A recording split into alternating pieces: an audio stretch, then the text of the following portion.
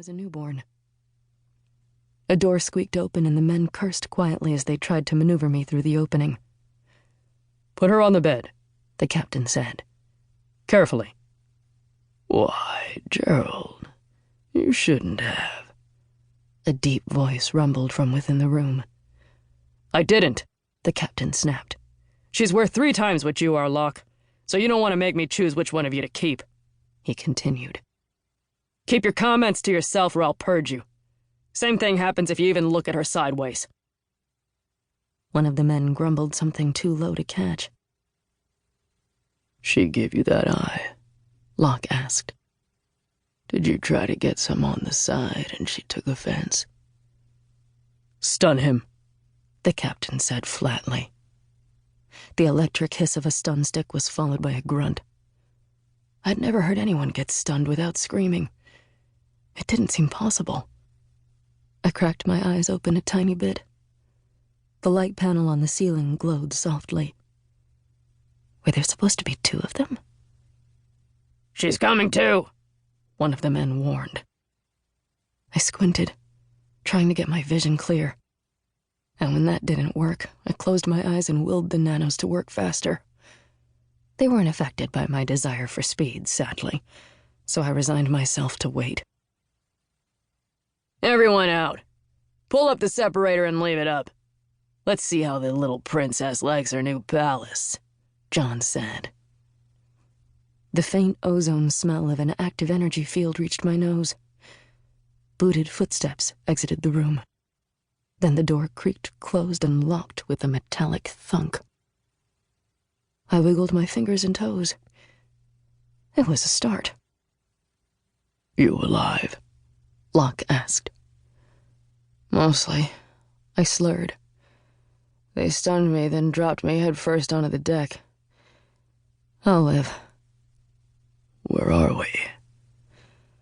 "Station orbiting Theta Sagittarii, Dwarf 1, I said. I sat up and closed my eyes against the lightheadedness. In addition to my throbbing head, I was sore from being hit with a stun stick twice in an hour. Overall, it could have been worse, but not by much. "Damn," he muttered. I was with him there.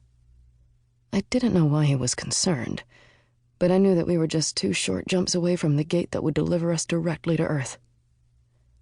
That only gave me a little over a week. In open space, no less, to escape. I cracked my eyes open. I sat on a narrow cot with a thin mattress and no sheets or blankets.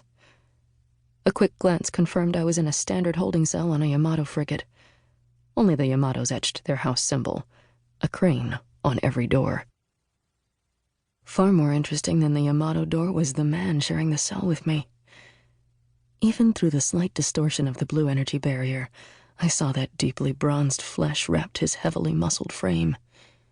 Broad shoulders tapered to a narrow waist with rippling abs. Defined arms and muscled legs completed the picture. It was only after I'd stared for a solid 5 seconds that I realized why I was seeing quite so much of him. He had been stripped down to only a skin-tight pair of black boxer briefs. I jerked my gaze up to his face and blinked in surprise when I met luminescent eyes. But when I met his eyes a second time, they were brown. Ocular augments existed, but as far as I knew, they permanently altered your eyes. It could have been a trick of the light, but it was worth watching. His gaze was sharp and direct. Several weeks' worth of dark beard shadowed his jaw. His hair was the same length, and I wondered if he normally kept his head shaved. The scruffiness made it hard to tell his exact age, but he was probably a few years older than my 23. "Like what you see?" he asked with a smirk. "Yes," I said after a few more seconds of frank appraisal. Surprise flashed across his face, but why would I lie? He was beautifully built.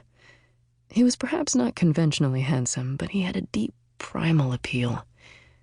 One glance and you knew that this was a man who could take care of problems. Add that deep, gravelly voice, and he was temptation incarnate.